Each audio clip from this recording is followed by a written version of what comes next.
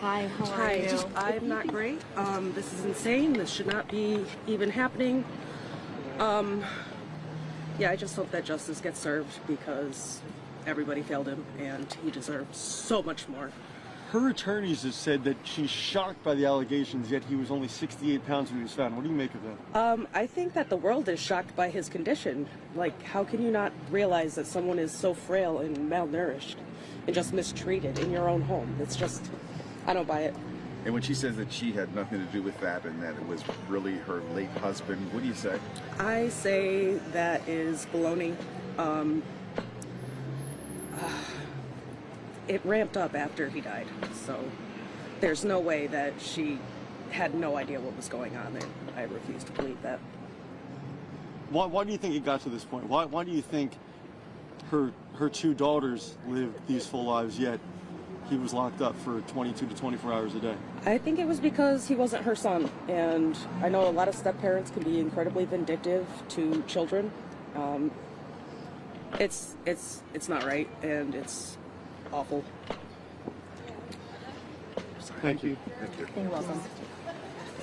Heather's biological mother? Yes. Where's yours?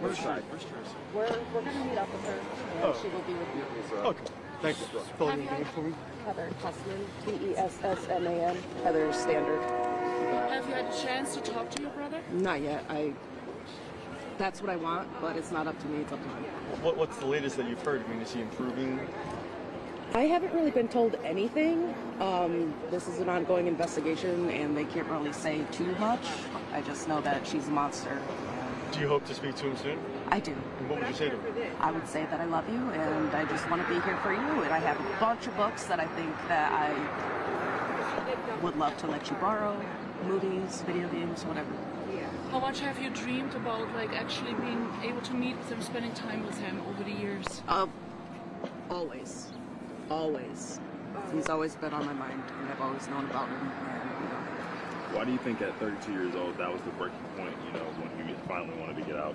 I think that really the abuse ramped up after his dad died, and he either was going to die in the fire or he was going to get saved. Either way, he'd be out. Do you think at this point you can make up for lost time with him?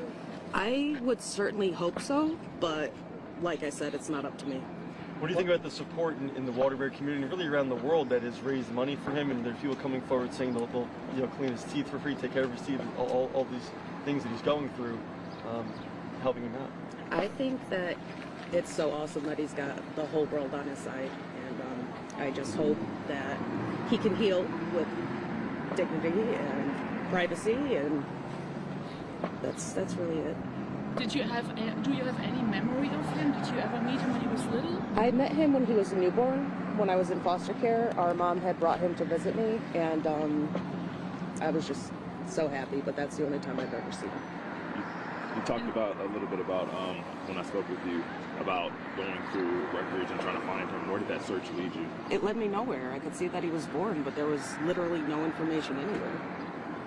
How do you remember him, if you could describe him?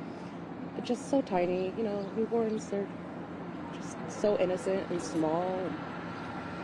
There's been a lot of talk about the two sisters that were living in the home as well. Do you think they should be charged? I mean, they were living with him all those years. Yeah, at least with aiding and abetting, I'm pretty sure that's a crime. Who do you think is accountable here? DCF made multiple visits, the principal, and nothing came out of that. I ultimately think that Kimberly's responsible, just because, she did go to the authorities and say that DCF was harassing her family because this child was starving and eating food out of the garbage. And then he was just pulled out of school and never seen again. What do you make of her attorney and the defense that she's putting out, that he did have time to go outside, that he went out to take out the garbage, and it's essentially downplaying the situation? What do you make of that defense?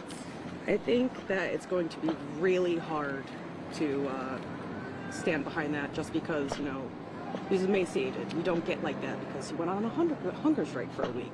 This is lifelong abuse, and it's sick. Thank you. You're welcome. Can you say your name one more time for us? Yep, Heather Tessman, Tessman. Thank you. You're welcome. How long did you try over the years, or what did you do with your mom to try to locate your brother?